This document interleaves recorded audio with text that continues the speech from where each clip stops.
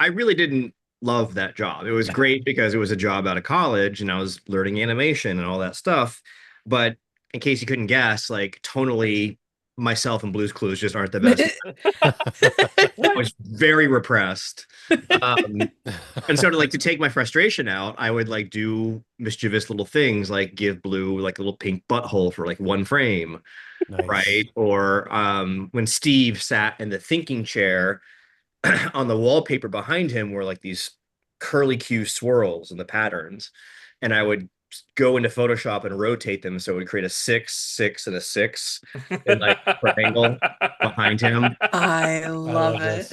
Those got through. I know there's at least one episode where that got through, but the editors always knew to like double check my shots to see if I was around and No, everything like that. no, Uh-huh. Buttholes didn't get. that is amazing. Now I got to go Yeah. back and The watch thing is, it. I wasn't That's the only one. amazing. I wasn't the only one doing this because I'll never forget the animator who sat next to me. She's like, I think I have a dick in my shot. I'm like, what? I was like, it wasn't me. And she's like, no, somebody in the background department put a dick in the background. Look. And sure enough, she adjusted her brightness and contrast just enough to see that someone had shaped like this cock in the dirt in the backyard, like in the flower garden. Mm, Like someone had Oh my shaped like a God. penis. perfect. I You like can only this. see it. You can only see it with like the bright if you like adjusted the brightness and contrast so much. We Oh just my got a God. letter. Exactly. Yep. Let me make sure this microphone is working. Well, my children were the exact generation you corrupted, so thank Yeah, you. mine too. You're So welcome. hats Thank off. you. Yeah. Yeah, I'm now meeting like interns and young executives who grew up watching. I was like, fuck. Oh my God. Yeah, it's very humbling. Uh, Yep. What do you mean? I'm on my no. No, I'm on this and I'm on the oh, for the video? Oh, yeah, yeah, yeah. Hmm. There we go. Am I okay?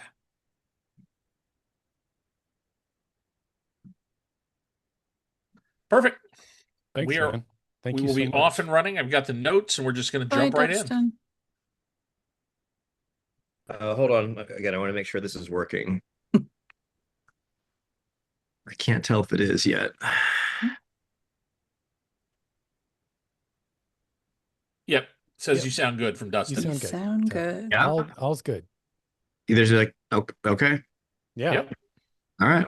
We Cool. can definitely hear you, and it sounds like it's coming through the mic and not a background thing. For All sure. right. Yes. That's all we need to know. All right. I'm going to count down from 5, and here we go. 5. Welcome, everyone. I'm Drew McWeeny, and this is the Hip Pocket. What is a hip pocket movie? I think they're the films that we hold close to us, movies that we love for whatever reason, movies that we share with people. Good movies, bad movies, blockbusters, forgotten indies. What matters is the reason why these are the films that stick to us. And there is truly no better conversation to have with another movie lover to get to know them. Every week I have these conversations with my two friends, and we are especially happy to be having this one as part of the Chattanooga Film Festival. First up, we've got my band leader, my old friend, Craig Ceravolo. Craig, how are you, sir? Man, I am so good and so excited about this episode. Year number 2. Year This is 2. our second one with these folks. I know. I love it. I'm very I'm telling you, happy. next year it's going to be IRL. It has to be in person. We've got Yes. to, there's truly, at this You gotta point, there's be. no excuse. None. We are not going to we are not going to see things clearly unless the John Nada to my Frank gets me to wear these sunglasses. So please welcome my co-host, Aundria Parker. Andi, Hello. as always, thank you for putting this together. I know that you've worked Oh. with the fine folks at this festival together before. Are you excited about being back as well? I love it. I was just saying, although I have never been to Chattanooga Film Festival in person, it is definitely the film festival where I feel most at home. I love this festival. I love the guys that put it together. I'm so psyched we're a part of it again. I love that the programming does not feel like it's a mini Sundance or a mini Toronto, because a lot of regional Yeah. festivals feel to me like they are taking all of their cues from someone else. Mhm. Chattanooga is very much these guys program their festival, and it is so particular. I love it. Um, For those of you who do not know, the Chattanooga Film Festival takes place in person from June 18th to the 21st. It's online from the 19th to the 27th. And if you go to chatfilmfest.org, you can get all of the details and the full lineup, including Dangerous Visions, which is the short film section that our guest is involved in. Today's guest is an old friend of mine. I am sure Craig and Andrea will feel the same way by the time we're done here. He's here at the fest for an anniversary screening of a short film that he made 30 years ago. One that fans of his work know very well since it inspired his feature debut. He started his career as an animator and an illustrator. He quickly became a screenwriter on several films about some of the most iconic characters in pop culture. And as a director, he has certainly made his mark on one of the longest running international franchises while also bringing his original characters to life. He is currently involved in a long-term documentary series about a company that's trying to unextinct animals like mammoths, dire wolves, and dodos. He is a man of many hats. Please welcome the writer of X2 and Superman Returns and the director of Trick or Treat, Krampus, and Godzilla, King of the Monsters, Mike Dougherty. Hello, Howdy. Mike. Well, lovely. Welcome. Thank you. This is so much fun. We're so happy Mike, to have you. It is really nice to see you, sir. I know. I think it's been over 20 years since I saw you last. I know. It's I know that we spoke near Godzilla, but never got a chance to actually see each other in person. Yeah. And you were very good about me having a house full of Godzilla freaks, and who were very excited about the upcoming movie. I can't believe it's been 30 years since Season's Greetings. That is wild. I know. I think I was a fetus when I made it. Yeah, no, it's been a wild ride. 3 decades of Sam. I love that you're here with the short in particular. And tell me, are we ever going to see that weird little guy again? You are. Okay, I love that weird little guy. Yeah. I'm always eager to see him pop up somewhere. Yeah. So for those in the audience who don't know the short, it's called Season's Greetings. It's a hand-drawn animated short film that I did when I was a senior at NYU. I was all but 21 years old when I made it. And this is an era before computers took over everything. So it was all drawn by hand, old school Disney animation style. I'll say that I made it in 96 when computers were starting to come onto the scene. So at NYU at the time, we were learning how to cut film on an old Steenbeck flatbed, but also learning Avid. We were learning After Effects, but also learning optical printer. So my generation had one foot in the old school analog world, but one foot in the coming digital world. But for Season's Greetings, I chose to go completely old school. So even though we did have the beginnings of digital ink and paint and scanners and Photoshop, I said, no, I want to choose the painful path and drew everything by hand with pencils and markers and paper, shot everything on these big, giant, industrial 16 millimeter flatbed animation stands, cut it all on 16.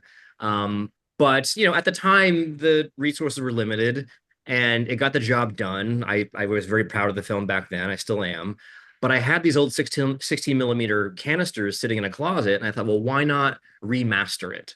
Why not get it scanned at 4K? Wow, I worked with a wonderful company in Hollywood called Origins Archival, and we went through this film frame by frame, cleaned up all the dust, dirt, and scratches. And this is the film where Sam was born. So a lot of people who have seen Trick or Treat, who are fans of Trick or Treat, they know Sam from that feature film, which I'm also very proud of. That's the first screenplay I wrote, the first feature film I directed. But not so many people know that he was born in a 4-minute animated student film. And I think in some ways I'm doing this for myself. I feel like I'm reclaiming a part of my soul. But I'm also doing it because I think, in this era of AI content, and the sort of overwhelming tidal wave of content that we're all sort of trying to sort through, you can do a lot when you're 20s. When you're 20 years old, you're 21 years old. I mean, the current state of the box office is proof of that. We have a 20-year-old YouTuber who has made essentially a blockbuster, and another cohort of his who has done another amazing horror film. So we have Backrooms, and we have Obsession dominating the box office, running circles around the establishment. And I just want to put this short film back out there to show the kids that they can make something similar. I think that is it. It's interesting that we are at a. I mean, like you said, you came up in a moment that was a transitional moment. Mm-hmm. When I first moved to LA, a lot of my early friends were animators, and you're talking about the moment where so many of them were making that decision. I'm going to jump from conventional to 3D. I'm going to jump to digital. Yes. And they were going back to school. They were retraining themselves, and it was a gamble. It was a huge sort of, do I jump into this? Do I really believe this is the future? But it was a skill. It was, and everything that they had learned as animators before that was still applicable. It was still very much an evolution of what they did. So I feel like it was not as terrifying as a moment right now where we are literally being told there are machines that supposedly will take our place. And I think you and I both know the truth, Mike. That's like saying I have a lamp that's going to grant me wishes. It's I don't truly believe that. I think that it is hype for a machine that's never going to be the machine they claim it is. I think it's a fear thing right now. Yes. And what's great is watching young filmmakers reject it wholesale. Watching Kane Parsons say, "Man, I don't get it. I wouldn't use that stuff. I think it's I don't understand. I taught myself Blender so I could make things I could do it. I could control the image that I'm making." Yeah. And I think the lo-fi is making a real comeback, and that just it strips everything back to filmmaking essentials, filmmaking basics. Yeah. Which I think is exciting. It's great to see them embracing that. Yeah. There's another great thing about Chattanooga too, the film festival, no AI, and not all film festivals are doing that, which seems like an obvious call, but it's not true. There's festivals that totally allow AI content, and Chattanooga has been really in the forefront of saying, fuck no, we want human art. We don't want, slop. So it's the right place to be. Yeah, it's an interesting period because I will say that I'm not completely anti-AI because I feel like that's an overly broad blanket statement because it depends like, well, how and which AI are you talking about and what that's a big problem is the language around it. Well, yeah, because it's like, okay, so what if I want to use ChatGPT to analyze a car lease? Is that okay? Right? You're not using it for artistic. That's okay. That's okay. Right. But because the interesting thing that I'm noticing, as you mentioned, sort of the mid-90s transition for a lot of animators who are making the jump from 2D hand-drawn to 3D, is that back then, and I'm old enough to remember because I was there were a lot of animators, traditional animators, who swore off 3D animation. 100%. They said computer animation was the devil. They said computer animation was completely soulless, and that unless it was drawn by a human hand, unless the puppet was moved by human hands, then it was the work of the devil. And then, ironically, they're the ones who were, a lot of them, unfortunately, were put out of work because they refused to be open-minded enough to consider the fact that, well, 3D animation still uses your skill set. It still uses all of your talent and filmmaking skills, just with a different tool. And I think, honestly, a lot of the 90s stuff where people made the jump to CG, it was the people that really had animation knowledge, who were coming at it as animators using these new tools that figured it out. Like Pixar was animation and story first. Right. And the tools were just the tools. It was not the point. Like Phil Tippett was, he's essentially, he's a stop motion master. Yeah. Right. And I think he was the one who, when he saw the first CG animation tests for Jurassic Park, he's the one that came up to the line saying, "I guess I'm extinct." Yeah, famously. And famously, which Spielberg used in the film. But he eventually started using 3D animation as well, but in his own way. Yeah. He didn't give up on stop motion entirely. He adopted the new tool to go with it. So I think it's very popular right now to say fuck AI and pick up the pitchforks and torches, but I find that it's fear-based. I'm not embracing all forms of AI, but I think you have to be specific. Say, okay, well, if you want to say fuck AI, which model, which techniques? I mean, massive. Peter Jackson and Weta's software that was basically made Lord of the Rings and every epic since then possible. Massive is an AI program. Right. It's just a different form of it. Yeah. So it truly is too broad a term. I think there are things that I truly hate that are under the same blanket as like the stuff that George Miller used in Furiosa to mix performances from two actors. Yeah, because I'm telling you right now, I will use an AI model to analyze contracts from studios.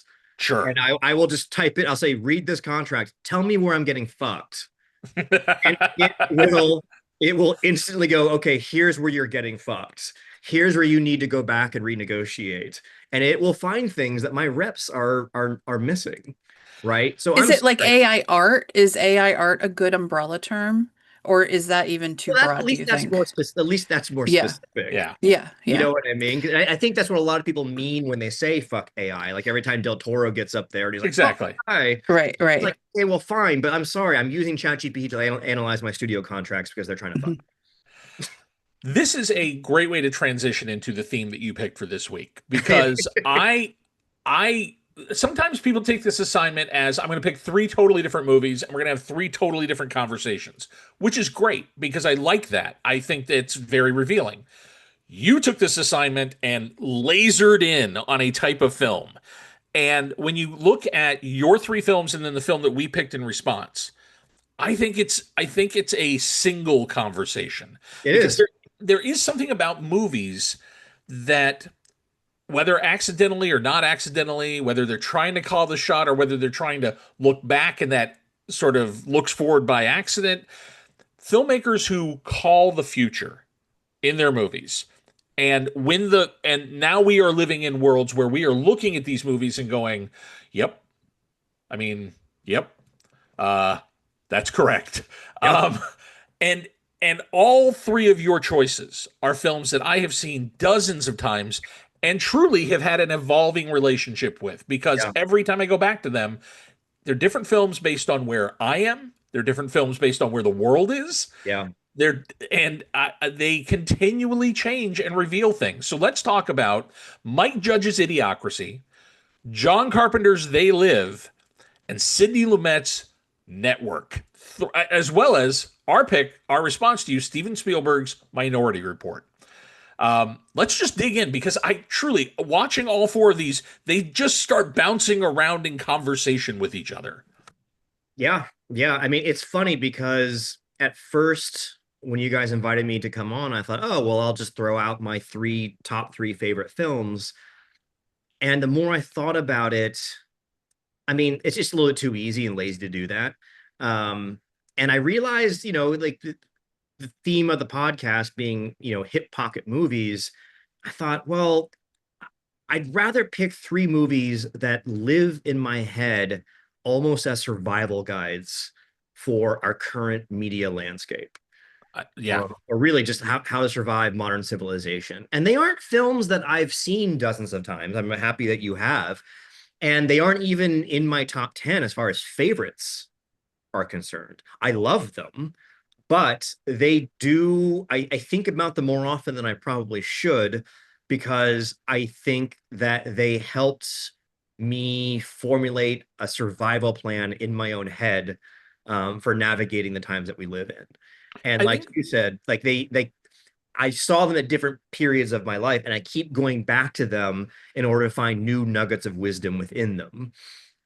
I think that's one of the great things art does, is it gives us a way to discuss things where sometimes it can truly be overwhelming to live in 2026.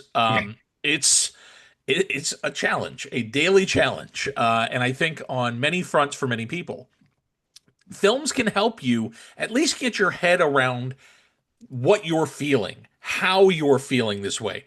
Idiocracy is a great example of that, because Idiocracy is probably the one I've seen the fewest times out of these. Mm-hmm. And it's because it's a bitter pill. You watch this movie and just the opening where they talk about why one group beats another group in terms of evolution is horrifying and too on the nose, and it feels too close to right. Set too far in the future is the problem. It is. It is.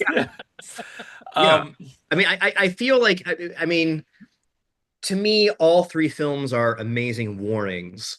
Yes. And they're sort of screaming the same warning across several decades, right? So starting with Network, right? And then they kind of work chronologically. So we have Network sort of warning us back in the 70s, and then along comes They Live, which takes the same warning but wraps it up in alien sci-fi paranoia.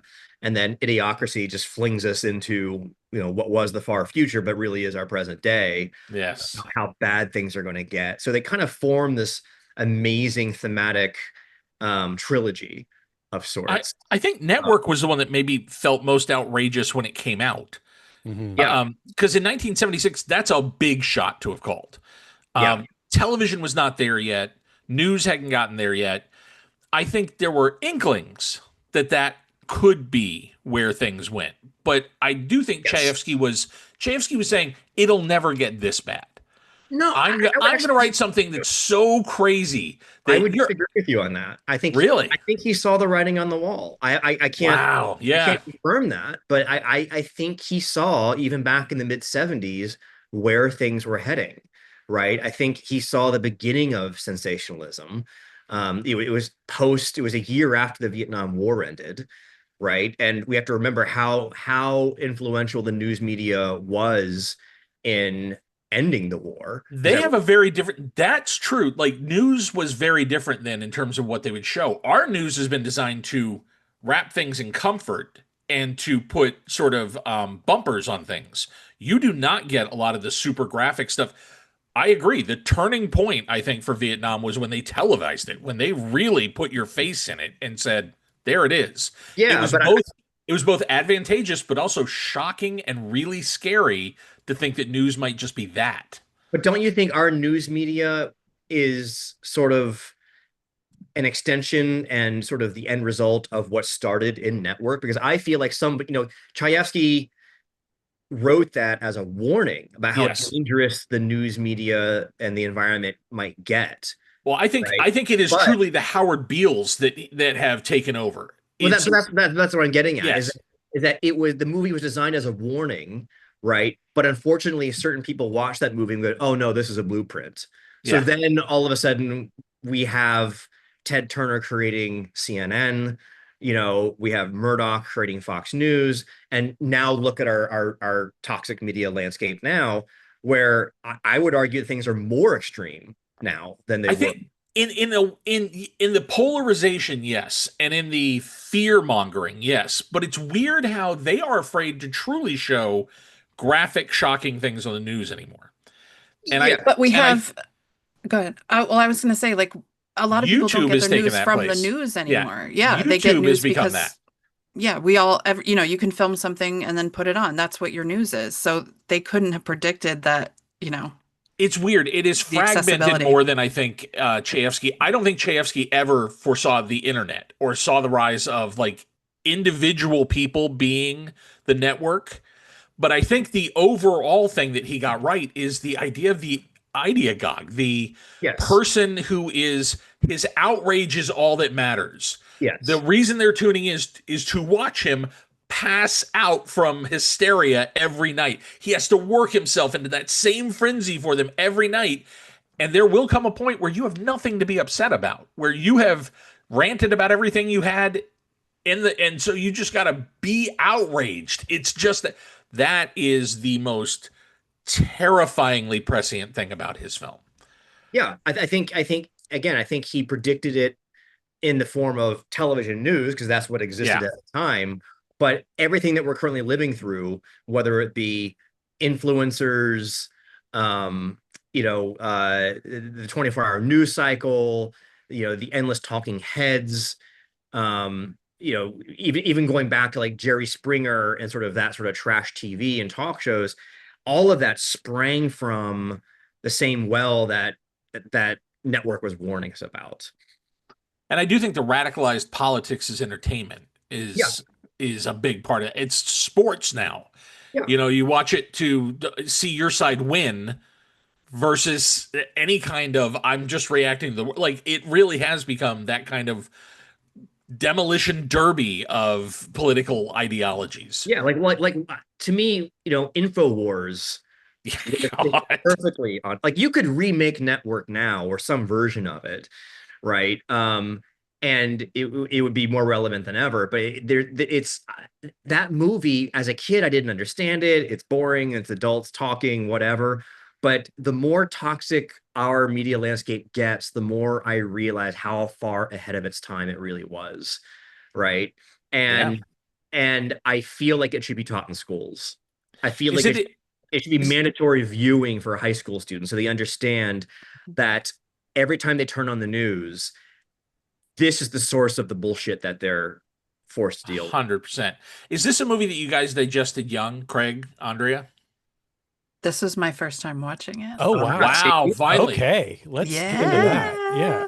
I had no idea how it had a sense of humor either. I did not know that it was also fun. I thought it was just this sort of, you have all these preconceived notions about something before you see it, and I just thought it was some hard line newsroom drama thing. But it's so sharp and it's so bitter, and it's just yeah, man, I did not know it had a great sense of humor on it, and it is scathing. Yeah. And the in the same is, way, the fury is palpable. And I think Chayefsky was always an angry dude. There was a deep wellspring of anger in his work, but a lot of his earlier work he kept it on a simmer. And I feel like this gave him permission then from that point on to sort of be I feel like The Hospital was the warm-up. I feel like this is, you are Howard Beale to some extent. You called it. And it feels like he uncorked something very real that he'd been sitting on for a very long time. Hey, Drew, do you want, because I feel like you would excel at this. I mean, because I unfortunately, I mean, we're living in an age where I think a lot of people have never seen the film. Yeah. Including some people listening to this podcast. So do you want to sort of summarize what the film is about? The film is about a news network in the 70s, and this is when networks were the only game, when there were 3 networks, and in this movie 4. And it's a very closed environment, and everybody follows certain rules. And a legendary anchorman breaks. He just breaks. And they should take him off the air. They should get him help. They should 100% address the crisis. But instead, the crisis entertains everybody. And the crisis becomes the show. And because the crisis becomes the show, it opens a door where the network goes, we can do all sorts of things now. And you see the bottom fall out. And you just see a network embrace all of their worst instincts in pursuit of ratings that are going through the roof. So exploitation as entertainment. Let's be specific. Like Howard Beale says, I'm going to blow my brain. I just got fired. I'm going to blow my brains out on live TV. And people freak out. And then Faye Dunaway, who plays this conniving, cutthroat TV executive, says, let's put him on the air. Yeah. I mean, people are going to tune in.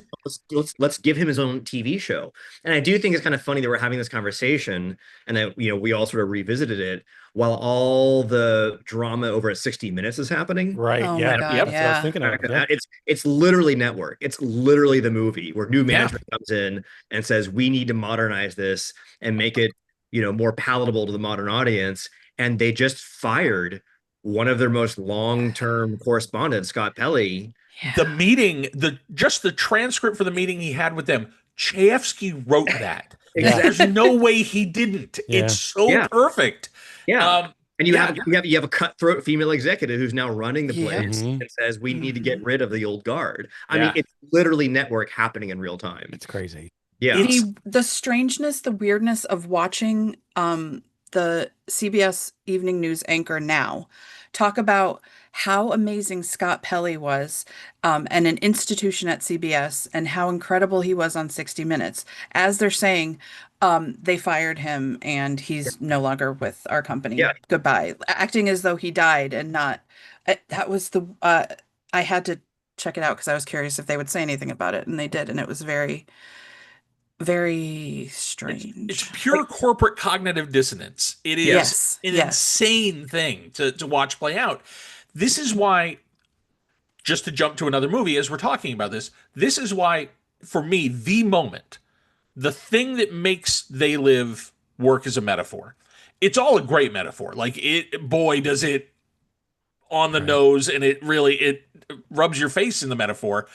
But it's the scene where he's trying to get him to put the glasses on. Yeah. And he's going to do anything it takes to get him to just put the glasses on. And likewise, Frank isn't going to put those goddamn glasses on, and you can kill me, but I'm not going to put them on because you're crazy. Right. It is American discourse. I cannot think of a better expression of the way we live right now than half the country needs to put the fucking glasses on, and half the country refuses to put the glasses on. The problem is both sides of the country think that they're the ones. I know. Right. They don't know who they are in that scenario. And that's, oh my God, it is insane to live through. Do any of us know anymore? Yeah. It's insane to live through, and to realize that and truly, that is one of the most outrageous moments in Carpenter's career. I think I've talked to him about this, about the length of that sequence, and he goes, man, if it could have been 10 more minutes, I would have. I think if I could have gotten away with it, because I truly feel like if you do it too quickly, you don't get the point. The point is, they will do anything not to put them on. I'm glad you brought up the glasses and They Live, because to me, these three films are the glasses. Yeah. These three films are the red pill and the Matrix, right? Because what I'm realizing as I'm approaching a certain age, or I'm in a certain age, that there's a whole generation of kids who don't realize that the media landscape was never, or it wasn't always this shitty, right? It wasn't terrible. It wasn't always this fractured and fragmented. And if you want to sort of see where it started, go back and watch Network, right? Go back and watch a movie that takes place in the mid 70s. It's lower stimulation, but that's good for you, right? And you'll see in a world where there were only 3 networks. Like when you turn on TV, you chose between 3 or 4 channels, and that was it, right? And you'll see the beginning of the media conglomerate starting to take over and starting to sensationalize everything, right? And then you get into They Live, where the people who are pulling the strings are literal aliens, right? But we only, in They Live, you find out, well, they already won. They won ages. Oh yeah, it's over. We're living in aftermath. Yeah, we're just their sheep. And that sort of explains, in the mid 80s when that movie was made, that was the rise of cable television, right? So it was a natural growth from networks where they went from 3 channels, 3 networks to cable, and I remember when cable came onto the scene, and the idea of having 12 channels, 15 channels that were on 24/7, that was a whole thing. That was like food from the gods. The fragmentation of the monoculture, right, was a big moment, because all of a sudden you aren't all paying attention to the same things. Right. And then Idiocracy, being sort of the third leg of this red pill, like Idiocracy sort of showed us what we thought back in, I think, was it 2006 when the movie was made? Yes. Yeah. So, that was designed to be something that takes place centuries from now, where things have gotten so bad and the media landscape has gotten so toxic and so fragmented that everyone's just reduced to a mouth-breathing moron, only to find out that's actually 2026. That's the world we're living in now. We did a speed run to Idiocracy. We did.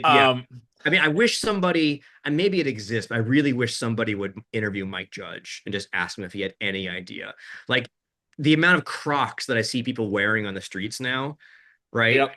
Supposedly the folklore behind the Crocs in the movie was that the costume designer had to find shoes that she thought were so ugly that nobody would ever wear them, right? So Crocs were just new on the scene, so she bought truckloads of these things for all the characters to wear.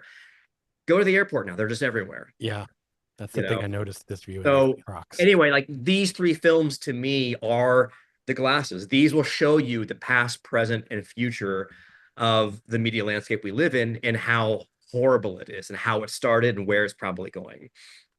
I think that's 100% right. And I like the idea of the films themselves being the glasses. And I think that's, like I said, these artists are trying to give you a framework to get your head around what's happening. And Mike Judge could not have known how dead on some of this stuff would be. We're seeing a outbreak right now of a terrible parasite in Texas that's going to affect beef supply. What? This whatever they're called screwworm. Doesn't that sound delicious? And the literally the reason that they're propagating is because Doge killed the program that watches to make sure this can't happen, and then there was a solution that was in place, but they killed the funding for it, so now there's no solution. And so now we're watching them in real time try to freestyle a solution.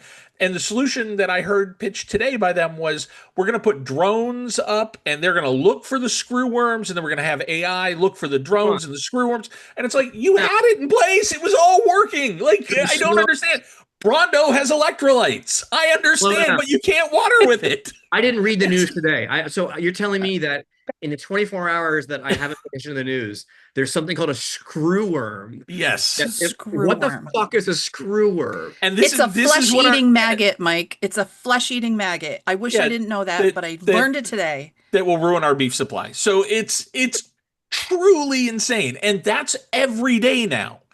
Every day you get up, there's a new insane problem, and then you watch them try to solve it, and it really is, we're going to water the lawn with electrolytes every time. The hard part for me is knowing what is a real threat versus a sensationalized one, right? It's just nonstop, because of the ethos that was established in Network, which is sensationalize everything for the sake of ratings, or in today's world, clicks. It's clickbait.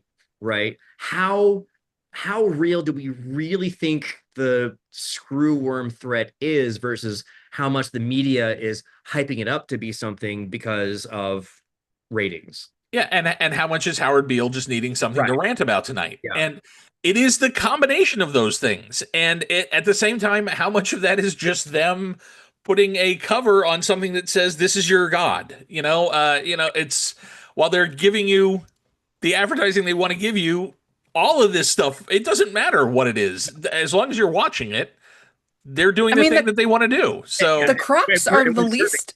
Sorry, go ahead. I was going to say, the Crocs are the least of my worries.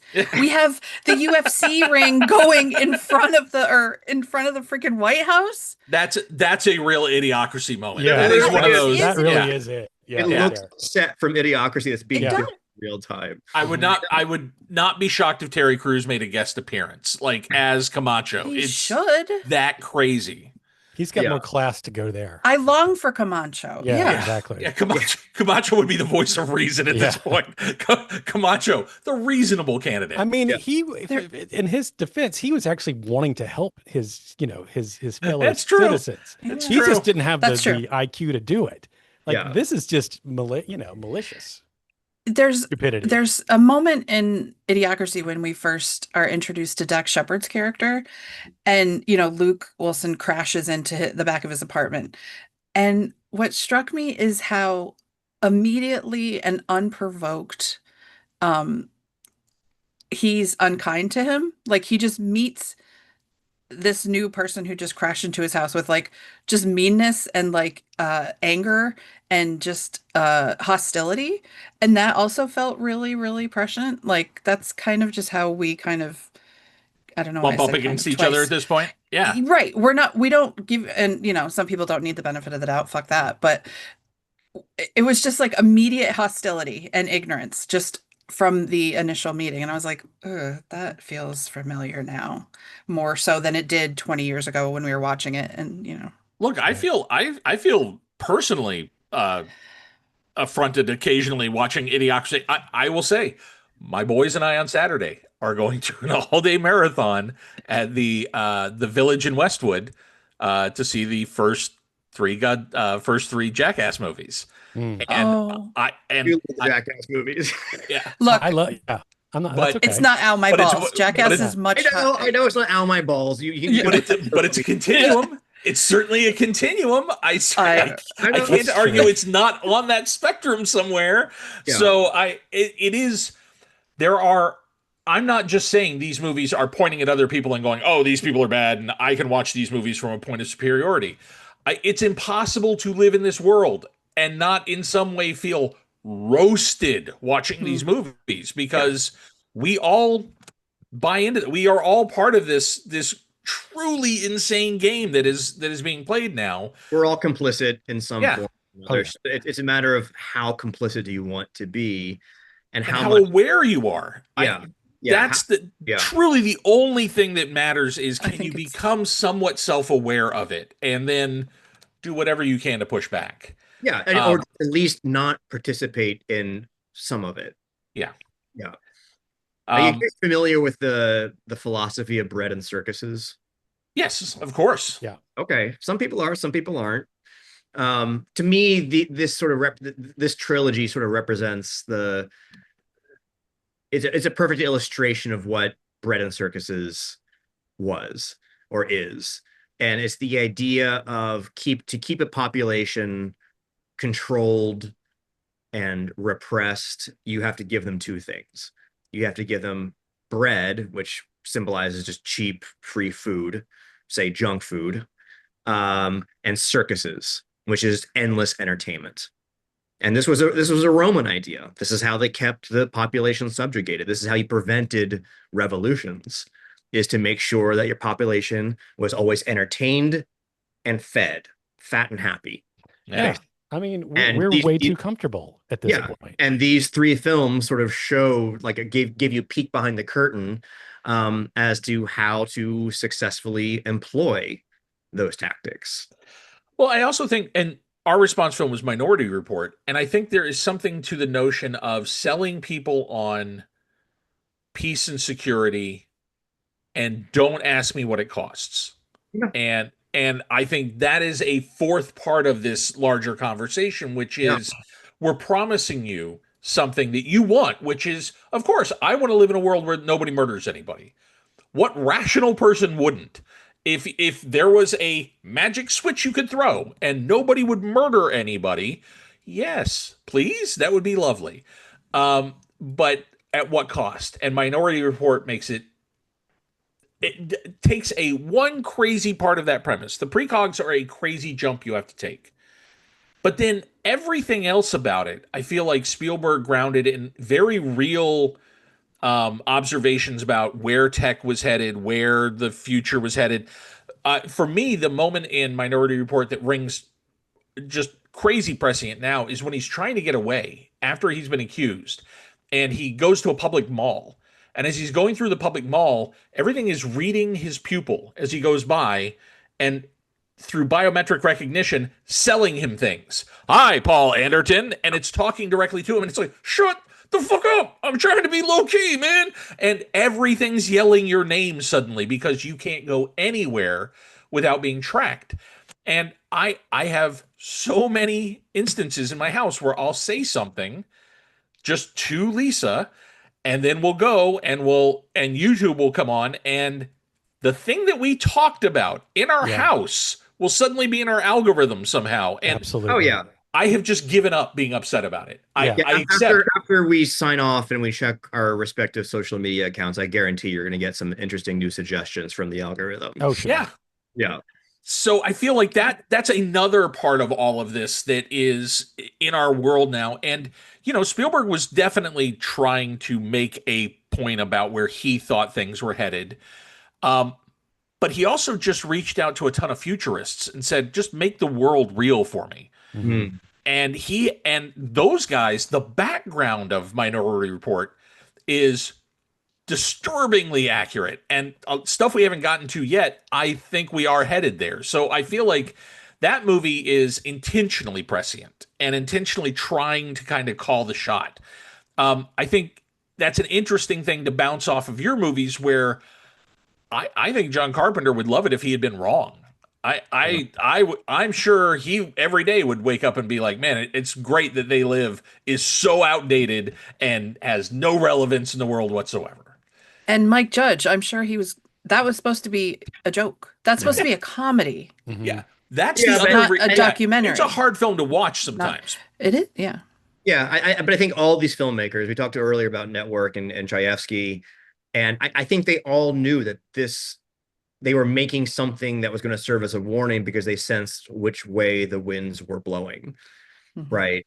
I mean, I think Mike Judge was probably the furthest ahead of his time, in some ways.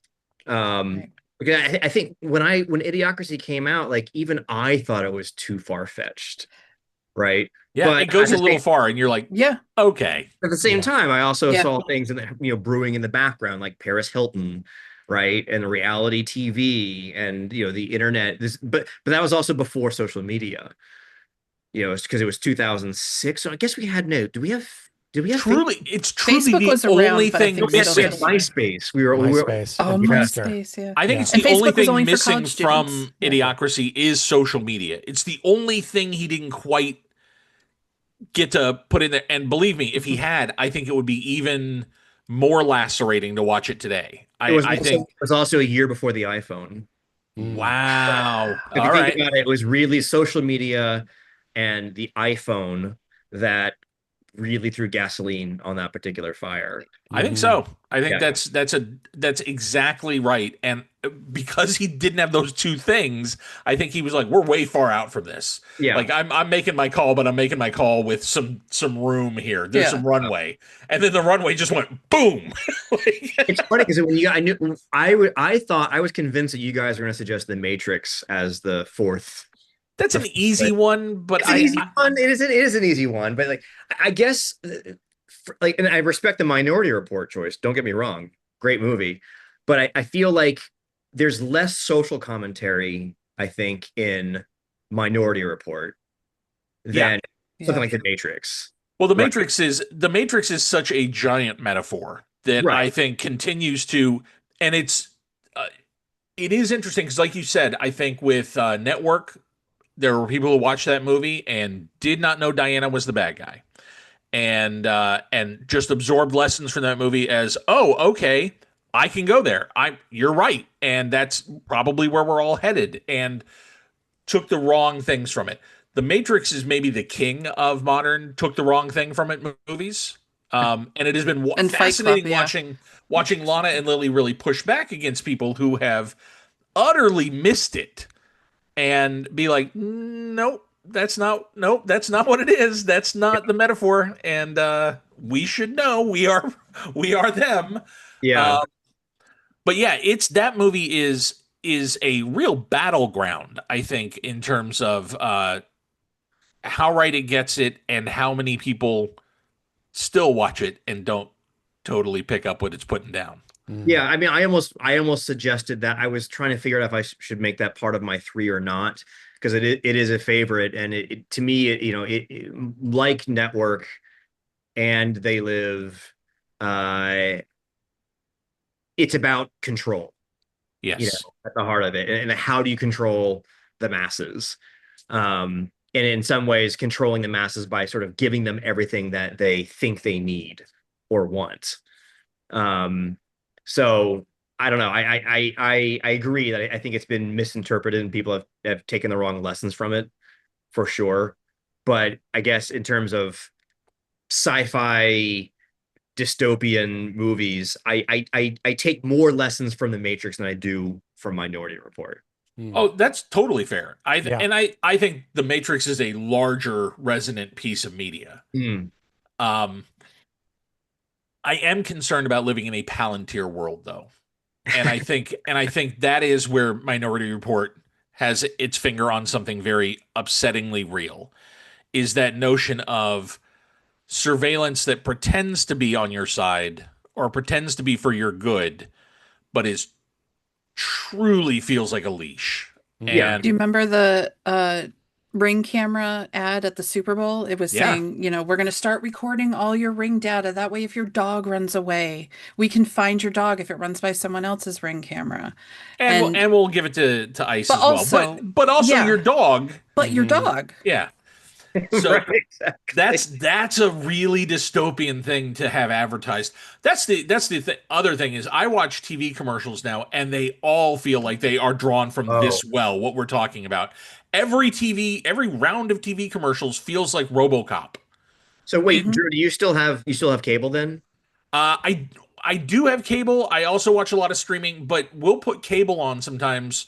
My girlfriend really likes she is my age, so she still has I like to flip around. And I get it. I will say I cut the cable cord in 2010. I never looked back. Smart. Right. And now when I go to a friend's place or if I'm traveling and I stay in a hotel, it's been so long since I've experienced commercials period, that when I do experience them, it's like fingernails on a chalkboard. Yes. And it's like watching a dystopian movie where it's like, I can't believe I allowed this fire hose of garbage into my living space and into my brain, where it's like every commercial is usually junk food, fast food, pharmaceutical commercial, drug. Yeah. That's become such a giant part of it. Yeah. And then the coming up on the news, terrible shit. Yes.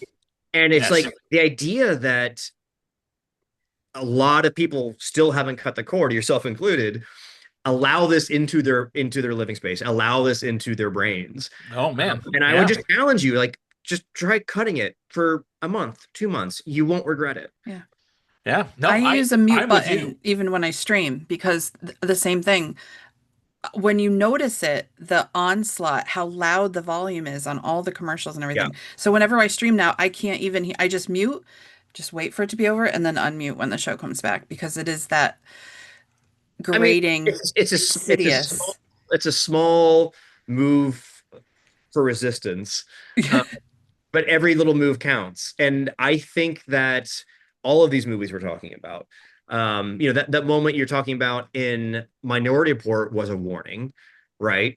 And I love movies that are trying to warn me about something. So Network, Idiocracy, They Live, The Matrix, Minority Report, all these movies had something else going on underneath the surface that were very smart, written and directed by filmmakers who had something to say, something to warn us about.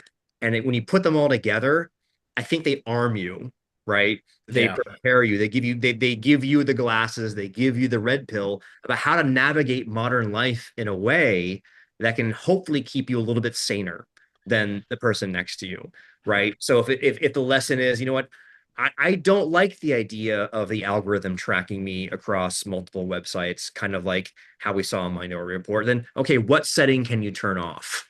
Right. Yes. You don't like being subjugated to all these different dystopian fucking nightmare fuel TV commercials and ads, then okay, cut the cable cord. All I know is that when I stepped back and I watched all these films and I really digested whatever message they were trying to communicate, I started making more conscious choices in my life in order to reduce my exposure to fucking marketing, right? And now if I want to love it. And listen, it means you're a little bit out of touch, but if it means like I can go to bed at night and not be completely anxiety ridden, then so fucking be it. I will willingly stick my head in the sand if it means like I might not be aware that a movie is coming out in 2 weeks. Like, I'm sorry.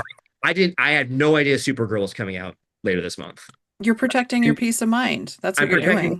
And I don't care, because I'll go see it eventually, but I don't need to be bombarded by fucking marketing for it. Well, I still work as a critic technically, but I do not have any contact with studios at this point. I don't go to press screenings. I don't take mail from them. It all goes into a spam folder. I don't deal with them at all, because I don't want to be told how to digest movies, and I don't want to do it on everybody's schedule. Yeah. I have really made a conscious decision that I curate my media intake as much as humanly possible. Great. Carefully. And I have both of my kids saw Network at particular times. Both of my kids have had milestones with movies where, like for birthdays, they'll come over and I'll program. We're going to do 6 movies about specifically the way young men are taught things and how those things get in. And so, you watch like Clockwork Orange with them and Fight Club with them, and you have conversations with them about what those movies are saying and how to process what they're and also listen to them, listen to how they're processing it. Yeah. And it has been remarkable because they're both now very conscious consumers. Great. And I think they have passed that on to their friends. They show things to their friends, and they're talking about stuff that's on their timetable, things that they are curious about, and they follow their interests, and they're watching filmographies and that sort of thing. I want that for everybody. I want everybody to take this ocean of media that we are now soaked in, and instead of being tossed into it with no life raft, and just being like, holy shit, I'm in an ocean of media. And I don't know, I'm just going to look at, there's tits. Which is truly the instinct that I think, unfortunately, there's blood, there's something crazy. Okay, that's crazy. I'll look at that. Be as conscious as you can. And I think what you just advocated is so smart. And it is truly the way forward through all this, is take that ocean and just pick the things you want from it. You said curate, and I think that's the key word, right? Yeah.